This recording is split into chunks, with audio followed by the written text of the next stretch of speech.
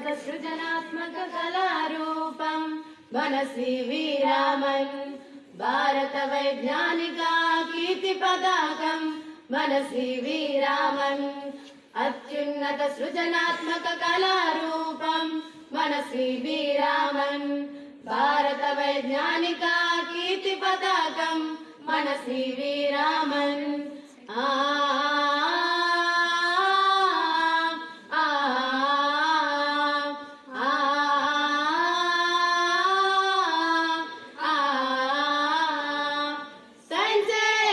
మతమని చాటి